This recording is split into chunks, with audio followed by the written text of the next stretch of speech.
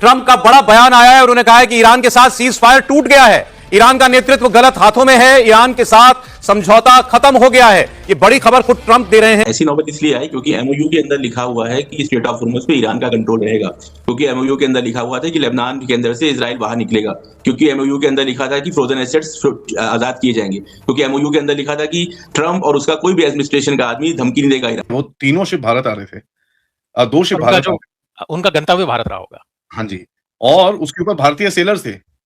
अब देखिए, ये अगेन भारतीय सेलर्स पे ईरान ने अटैक करा है। यूएस ने 3 बारी करा, ईरान ने तो 8-10 बारी करा। ऐसी नौबत इसलिए आई क्योंकि एमओयू के अंदर लिखा हुआ है कि स्ट्रेट ऑफ हॉर्मुज़ पे ईरान का कंट्रोल रहेगा, क्योंकि एमओयू के अंदर लिखा हुआ था कि लेबनान के अंदर से इजराइल बाहर निकलेगा, क्योंकि एमओयू के अंदर लिखा था कि फ्रोजन एसेट्स आजाद किए जाएंगे, क्योंकि एमओयू के अंदर लिखा था कि ट्रंप और उसका कोई भी एडमिनिस्ट्रेशन का आदमी धमकी नहीं देगा ईरान को। इन सारे पॉइंट्स का वॉलेशन पहले दिन से ही ट्रंप और उसका एडमिनिस्ट्रेशन कर रहा है। ईरान ने साफ क्लियर कर दिया है कि अगर स्ट्रेट ऑफ हॉर्मुज़ से कोई भी जहाज निकलना है तो वो हमारे कोऑर्डिनेशन से निकलेगा। एमओयू के अंदर इस पे सिग्नेचर हुआ था, लेकिन शुरुआत से ही क्योंकि आदत नहीं है नेगोशिएशन करने की, नेगोशिएशन की हुई बात को मानने की, चाहे वो जेसीपीओ हो उसको फाड़ के फेंक दिया, नेगोशिएशन हो रही थी 2025 में अटैक कर दिया, फिर अटैक कर दिया, अब एमओयू को भी तोड़ने के लिए बैठे हुए हैं। तो सारी प्रॉब्लम यह है कि ट्रंप को ऐसा लगता है कि ये कोई गैम्बलिंग का पॉइंट है, कहीं पे जुआ का अड्डा है कि जहां पे सारी चीजें उनके हिसाब से चलेंगी। ट्रंप को हकीकत से दूर ये समझ में नहीं आता है कि ईरान के अंदर ईरान की आवाम यहाँ के सुप्रीम लीडर को कितना चाहती है, इसीलिए बयान देता है कि मैं शौक हूं कि सुप्रीम लीडर को इतना प्यार करती है वहां की जनता। तो पहले दिन से ही ट्रंप के पास मिस कैलकुलेशन के अलावा और कुछ है नहीं। कभी नेतन्याहू उसको गलत बयान देता है, कभी कोई और उसकी एजेंसी उसको गलत इंफॉर्मेशन देती है कि ईरान के अंदर सब कुछ वैसा चल रहा है जैसे अमेरिका चाहता है। लेकिन अभी जो पूरा फ्यूनरल का प्रोग्राम हुआ है ईरान के अंदर और आज जो इराक के अंदर हो रहा है, उससे समझ में आ गया है कि मिडिल ईस्ट के अंदर ईरान, इराक और दूसरे देशों के अंदर आयतुल्ला खामनेई को इतना पसंद किया जाता था, इतना चाहा जाता था, इतना लोग पसंद करते थे कि करोड़ों की तादाद में लोग उनके फ्यूनरल में शामिल हो रहे हैं। आंखों में आंसू है और लब पर एक बात है कि हमें इनका इंतकाम लेना है। ट्रंप को ये सारी चीजें पता नहीं थी, इसलिए बौखलाहट में एक बार फिर से जंगी माहौल बना रहे हैं ताकि फिर से ये सारा जो पूरे दुनिया में एनर्जी क्राइसिस है, इकोनॉमिक प्रॉब्लम है, दोबारा शुरू की जा सके। और इन सब की जिम्मेदारी जो है वो ट्रंप और नेतन्याहू के ऊपर ही होगी। तो यहाँ पे ईरान के पास कोई ऑप्शन नहीं है सिर्फ इसके कि वो अपने नेशनल इंटरेस्ट का जो है वो दिफा करे, अपने नेशनल इंटरेस्ट को डिफेंस करने की कोशिश कर रहा है ईरान, क्योंकि इसके मुल्क के ऊपर आके हमला किया है बार बार। देखिए आप तीन चार टैंकर्स के ऊपर अगर ईरान ने वार्निंग शॉट दी कि आप जो है उसी डेजिग्नेशन रूट से निकले जिसपे एमओयू के अंदर साइन हुआ है, तो ये यूएस ने एक बार फिर से आके बड़े पैमाने पर ईरान के ऊपर हमला किया, इतने बड़े पैमाने पर। तो ईरान भी चुप बैठने वाला नहीं है और इसी वजह से कुवैत और बहरैन के ऊपर ईरान ने अटैक किया है। तो ईरान का स्टैंड बिल्कुल क्लियर है कि हम अपने नेशनल इंटरेस्ट के पीछे नहीं हटेंगे। ये यूएस है कि जिसको इस पूरे रीजन से बाहर निकलना है, तभी सही मानों में शांति हो सकेगी। प्रमित माकुड़े जी, आपको अमेरिका को ऐसा क्यों लगता है कि जैसा आपने मान लिया वैसे ही होगा? वो कह रहे हैं कि एमओयू में जो लिखा हुआ है उसको फॉलो कीजिए, लेबनान पे फॉलो कीजिए, स्ट्रेट ऑफ हॉर्मुज़ में फॉलो कीजिए, तो बात आगे बढ़ेगी। या लगता है डोनाल्ड ट्रंप को कि नहीं, जो हमने कह दिया वो फाइनल है?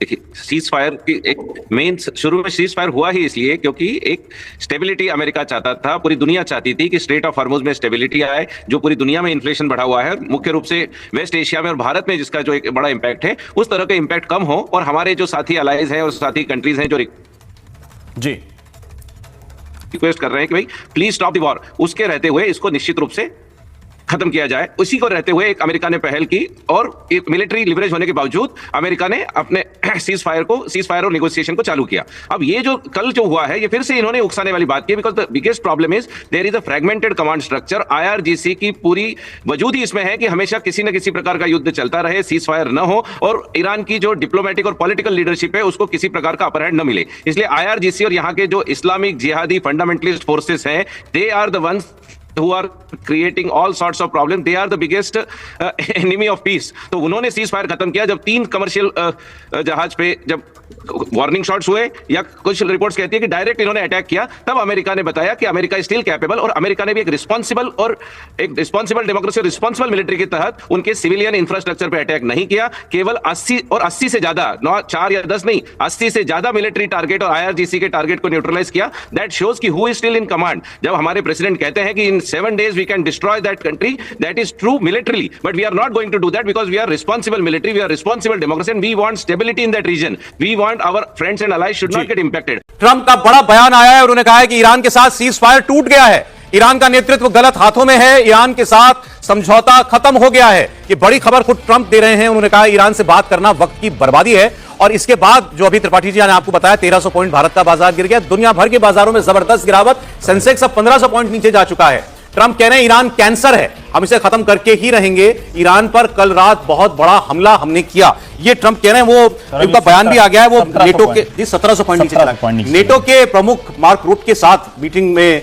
उन्होंने ये सारी बातें कही हैं। वो बयान भी अगर है तो उसको निकाल लें। नया संकट खड़ा हो गया सर, फिर घूम फिर कर वहीं आ गए जहां से शुरू हुए थे। ट्रंप कह रहे हैं to me it's over, they are sick people, vicious violent scum, ये शब्द इस्तेमाल कर रहे हैं ईरान के नेतृत्व के लिए ट्रंप। आज तो इजराइल में आतिशबाजी हो रही होगी ट्रंप के इस बयान के बाद। सर इजराइल छोड़िए, दुनिया का क्या होगा? इजराइल तो घूम फिर के फिर वही गिलास इजराइल तो यही चाह रहा था, हो गई। इजराइल यही चाह रहा था कि ट्रंप को समझाने के लिए कि आप सीज फायर में मत पड़ो, एक बार ईरान का खात्मा करते हैं। ट्रंप ने बिना इजराइल के कंसर्न के उनको अलग करके सीज फायर कर लिया था और इजराइल अपने आप को अलग थलग महसूस कर रहा था। अब इजराइल को भी अधिकार मिल गया है कि अमेरिका के साथ मिलकर ईरान को भी हमला करे और लेबनान का जो बचा हुआ हिस्सा है उसको भी वो ध्वस्त करे, उसको ये अधिकार मिल गया इस पूरे मामले को लेकर। लेकिन ये जहां से शुरू हुए थे वो वहीं पर पहुंच गई पूरी गाड़ी। अब फिर वो युद्ध होगा और अब मुझे लगता है ये ज्यादा भयानक होने वाला है। लेकिन क्योंकि कोई गुंजाइश नहीं, अभी अब मुझे नहीं लगता कोई गुंजाइश होगी। पिछली बार जो था उसके लिए आप अमेरिका को, ट्रंप को, इजराइल को दोषी करा दी। इस बार जो कुछ हुआ है, जब सब कुछ चीजें पटरी पर आ रही थी, सारी दुनिया को लग रहा था शांति हो गई, ये ईरान की बददिमागी है कि स्टेट ऑफ हॉर्मुज को जो इंटरनेशनल वाटर है उस पर हमले कर रहा है। एक जिसको कहते हैं ना कि आप कोई रास्ता निकालें, कोई तरीका निकालें कि हमको रिकंस्ट्रक्शन के लिए पैसा चाहिए, हमको कुछ चाहिए, कुछ ये तरीका आपके निकालें। परसों कह रहा था ट्रंप की ईरान में फर्स्ट रिजीम चेंज हो गया, दूसरा रिजीम बदल गया, तीसरे रिजीम वाले and they are very rational people. मैं इसीलिए तो कह रहा हूं, ये तो ट्रंप का तो अपना बड़बोलापन, ट्रंप की अपनी चीजें हैं ही, लेकिन अभी जो ये युद्ध बढ़ा है, जो सीज फायर टूटा है, उसके लिए तो ईरान जिम्मेदार है ना। और ये बददिमागी सोचिए, अपने आप फुनरल कर रहे हैं। मुस्तफा खामनेई का अब तक पता नहीं है। आप भले बार बार कहें कि अरे हम मतलब कुछ भी हो जाए रहेंगे, लेकिन ऐसा होता नहीं है। अब ये भारत के कुछ लोगों की बात अलग है कि वो दो बिल्डिंग के सामने खड़े होकर कहेंगे देखो ईरान बन गया, रिकंस्ट्रक्शन हो गया, ऐसा होता नहीं। और फिर कह रहा हूं, दुनिया के लिए यह बड़ी मुश्किल का वक्त है, लेकिन ईरान लगता है कि जिसको हम सिविलाइजेशनल, जो उन्होंने कहा था कि स्टोन एज में जाएगा, वो खुद अपने कर्मों से वहां तक पहुंचता दिख रहा है। अरे ट्रंप का बयान आ गया, वो सुनिए जरा ट्रंप ने भी क्या बोला ईरान के साथ समझौता खत्म होने पर। ट्रंप कह रहे हैं मैं ईरान से कोई बात ही नहीं करना चाहता, मैं ईरान के साथ समझौता करना ही नहीं चाहता। ये कह रहे वो तो फिर से वहीं पर पहुंच, ट्रंप साहब तो खैर मैं उन पर इसलिए भरोसा करता हूं कि वो फिर कल भी बदल सकते हैं। नहीं बिल्कुल बदलते हैं, बदलना चाहिए और बदलना भी चाहिए। लेकिन ये ईरान और अमेरिका का ही नहीं, ये पूरी दुनिया का बड़ा संकट हो गया। मुझे लगता है अब दुनिया को भी कुछ दूसरे तरीके से सोचकर इस पर बात करनी चाहिए कि क्या किया जा सकता है इन दोनों के बीच में, क्योंकि दोनों की बददिमागी कह लीजिए या दोनों की बेईमानी कह लीजिए, बेईमानी भी कह सकता हूँ, कि जब आपने 2 महीने के लिए सीज फायर की बात की है तो उसी दौरान, और ये तो कोई उम्मीद भी नहीं करेगा क्योंकि अभी फ्यूनरल वाला जो टाइम चल रहा था तो सब वो चल ही रहा है, कल होना है हाँ, फ्यूनरल तो हैं। ईरान ने स्टेट ऑफ हॉर्मुज को हथियार बना लिया, हथियार, और उसके मुंह को खून लग गया। उसको वो ये बात मैंने पहले भी कहा कि हॉर्मुज को लेकर, और वो छोड़ने वाला भी नहीं है। इसमें कुछ भी समझौता होगा तो वो कुछ ना कुछ हिस्सा ईरान के पास रहेगा ही। मतलब हिस्सा का मतलब कि वो कुछ ना कुछ उसमें एक पॉइंट बनाकर रखेगा कि भाई इतना पैसा तो देना ही पड़ेगा, या इनको देना पड़ेगा, इनको नहीं देना पड़ेगा, और उसके बीच से कैसे समझौता होगा, कैसे निकलेगा। लेकिन अभी ये फिर अब समझिए कि गई लंबी बात। वो तीनों शिप भारत आ रहे थे, 2 शिप भारत आ रहे थे। उनका गंतव्य भारत रहा होगा। हाँ जी, और उसके ऊपर भारतीय सेलर्स थे। अब देखिए, ये अगेन भारतीय सेलर्स पे ईरान ने अटैक करा है। यूएस ने 3 बारी करा, ईरान ने तो 8-10 बारी कर चुका है ऑलरेडी। अब आप इसको देखो सर, ये आप एक देश है भारत जिसने आपके साथ बोला है ठीक है हम चाबहार भी करेंगे आपके साथ, हम सब कुछ करेंगे, धीरे धीरे करके रिलेशन शुरू करते हैं। बीपीसीएल ने बोला हम तेल भी लेने को तैयार हैं आज सुबह, लेकिन अमेरिका ने तेल का भी दरवाजा इनका बंद कर दिया है। अमेरिका ने जो दोबारा से उन पे भारत के ऊपर जरा आपका रिएक्शन बताइए, क्योंकि भारत पे भी आगे बात करेंगे। और दूसरा चीज आप देखें, अगर तेल पे जो इनका वो जो प्रतिबंध था वो बंद किया है, वो हटा दिया है, वो बंद हो गया है, तो क्या अमेरिका का जो ब्लॉकेड है वो दोबारा लगेगा? देखिए अभी जैसे भारत के विषय में मैं अगर अपना मत कहूं तो देखिए ये सीधा सीधा भारत पे हमला नहीं था। ठीक है, मैं जानता हूं कि भारतीय नागरिक थे तो भावनात्मक एक जुड़ाव होता है हम लोगों का, पर वो आप ऐसा दूसरा वाली मार्केट, आई मीन देखो 1700 पॉइंट मतलब कम से कम नहीं तो 50,000 करोड़ रुपए गायब हो गए मार्केट से। हाँ, परंतु ये तो देखिए विश्व व्यापार आजकल की जिस तरह की वैश्विक अर्थव्यवस्था ग्लोबल इकोनॉमी है उसमें ये होता है, इसमें वो नहीं है।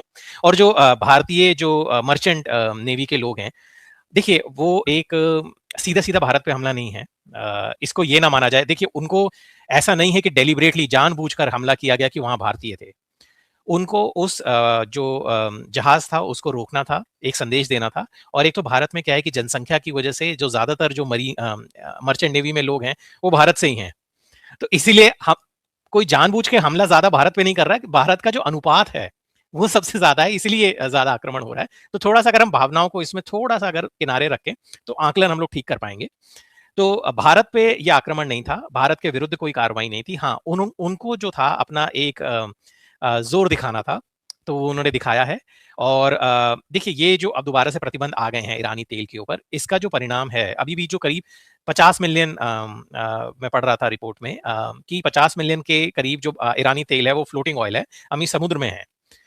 अगर ये प्रतिबंध लग जाएंगे दोबारा से, तो इन पे फर्क पड़ने में अभी कुछ 2-3-4 हफ्ते लगेंगे, और ज्यादा जो दबाव की स्थिति बनेगी वो जो वहां पे जो एशिया के जो हैं, एशिया के जो ग्राहक हैं खनिज तेल के, उनके ऊपर इसका परिणाम होगा। लेकिन देखिए, अभी भी नौसेना नाकाबंदी दोबारा लगेगी नहीं लगेगी, अमेरिका इससे आगे बढ़ के कोई हमला करता है, क्या होता है, अभी भी ये कहना देखिए बहुत ही जल्दीबाजी होगी। जबकि तेहरान से भी ये बयान आया है, खत्मल अनीबिया जो उनका सेंट्रल मुख्यालय है फोर्सेस का, ईरानियन फोर्सेस का, उन्होंने कहा है कि जो एमओयू है वो अमेरिका और इजरायली दोनों के जो कार्यकलाप रहे हैं उसकी वजह से पहले ही खत्म हो चुका है, तो वो राष्ट्रपति ट्रंप उसको क्या खत्म करेंगे। तो देखिए, एक टकराव की स्थिति बन रही है, पर अभी देखते हैं कि जमीनी हकीकत क्या है, कितना क्या होता है। अभी अमेरिका ने स्टेट ऑफ हॉर्मुज में 3 कमर्शियल शिप पर हुए हमलों के जवाब में ईरान के 80 से अधिक मिलिट्री बेसिस पर भारी एयर स्ट्राइक की है। जवाबी कार्रवाई में ईरान ने बहरीन और कुवैत में मौजूद अमेरिकन बेसिस को निशाना बनाया, मिसाइल दागी। इस तनाव के बाद गल्फ रीजन में जंग से हालात बन गए और ग्लोबल मार्केट में क्रूड ऑयल की कीमतों में बहुत तेजी उछाल देखने को मिला है। अमेरिका के प्रेसिडेंट डोनाल्ड ट्रंप ने एक बार फिर ईरान को लेकर सख्त बयान दिया। उन्होंने कहा कि वो ईरान की किसी भी तरह की नई डील नहीं करना चाहते। ट्रंप के मुताबिक ईरान के साथ एग्रीमेंट का दौर अब खत्म हो चुका है। मिडिल ईस्ट में एक बार फिर भयानक जंग शुरू हो गई है। हमने एक फाइटर झंडी के बीच अमेरिका ने ईरान पर विनाशकारी एयर स्ट्राइक, ईरान के 80 से ज्यादा मिलिट्री लोकेशन को टारगेट किया गया, जिसमें बंदर अब्बास, रोजक आइलैंड और सिल्क के आसपास के कई मिलिट्री बेसेस शामिल बताए गए। अमेरिका का कहना है कि ये ऑपरेशन स्टेट ऑफ हॉर्मुज से गुजर रहे 3 कमर्शियल शिप पर हुए अटैक का जवाब में किया गया। अमेरिका ने दावा किया है कि एयर स्ट्राइक में air defence system, command and control system, anti ship missile system, drone launch site और आईआरजीसी के 60 से ज्यादा मिलिट्री बोट्स को टारगेट बनाया गया। ईरान और अमेरिका का ताजा हमलों के बाद माहौल एक बार फिर गर्म हो गया। फिर पीस प्लान को लेकर कई सवाल खड़े हो गए। अमेरिका ईरान पर सीज़फायर तोड़ने का आरोप लगा रहा है। डोनाल्ड ट्रंप ईरान पर लगातार निशाना साध रहे हैं। उन्होंने सीज़फायर खत्म होने की बात कही और ईरान लीडर्स के खिलाफ भी सख्त शब्दों का इस्तेमाल किया।